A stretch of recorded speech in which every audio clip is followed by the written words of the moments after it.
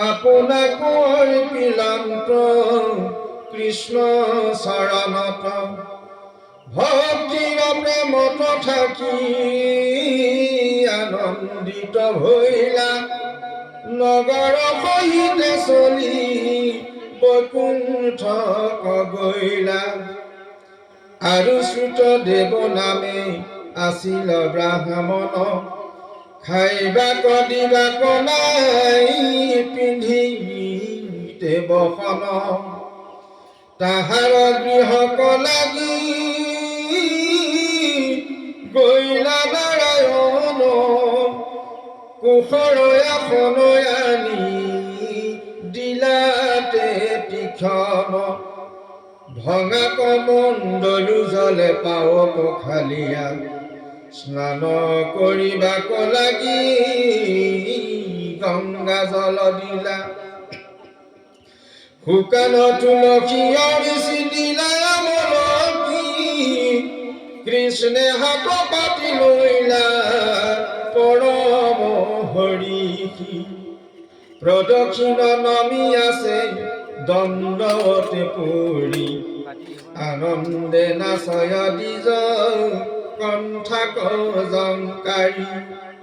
হাত মেলি আনি কৃষ্ণে কোলাত লৈলা জনকত কৰি শত গুণ তুষ্ট হৈলা জলে ধৰি কৃষ্ণে কৰিল অন্তশিৰঘাত ব্ৰাহ্মণক প্ৰিয় বাক্য বুলি ভগৱান হে ৰামে স্তুতি ভক্তি প্ৰেমে তুষ্ট কৰিবা মোক কিবা দিনো খুজি নুহি পাওঁতি লোক এবেহেন দ্বিজময়ী মনে আলচিলো ভক্তিত বৃকয় গয়া আপোনাক দিলো হে নয় কৃষ্ণৰ দুই পংকজ চৰণ কায় বাইক মনে মই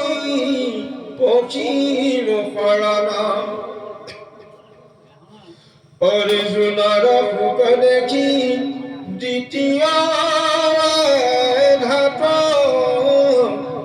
সাংখ্য যোগ ভূত কৃষ্ণে কহিলা সাক্ষাৎ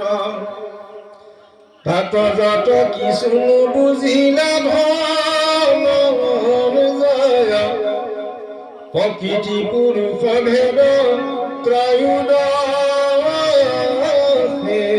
কয় দ্বাদশ অধ্যাত কৃষ্ণে কহিলা সম্প্ৰতি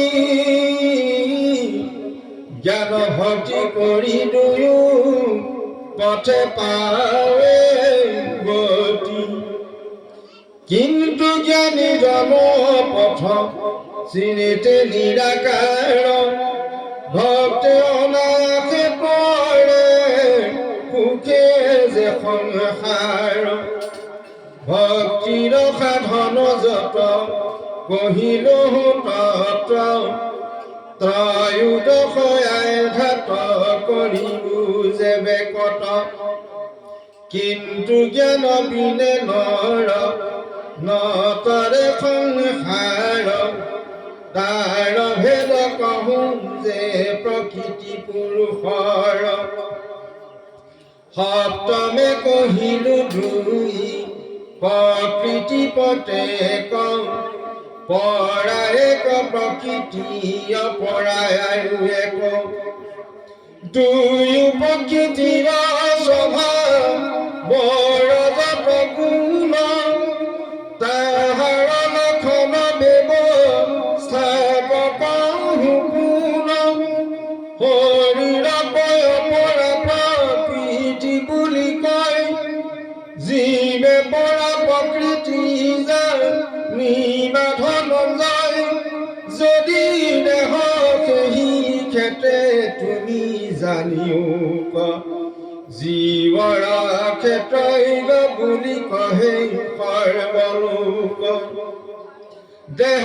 ক্ষেত্ৰ কিন্তু যে জীৱৰ কোনো স্থান ক্ষেত্ৰ ক্ষেত্ৰগৰ জুইগ সৃষ্টি প্ৰৱৰ্তন সহি দেহ থাকি জীৱ অহংকাৰে বদ্ধ তদ যদ্যপি ইন্দ্ৰয় অংশত বহুৱে অন্ধ দেহ গোটাইটো যে বিশ্বত মিলি ইহং জানিলে লোক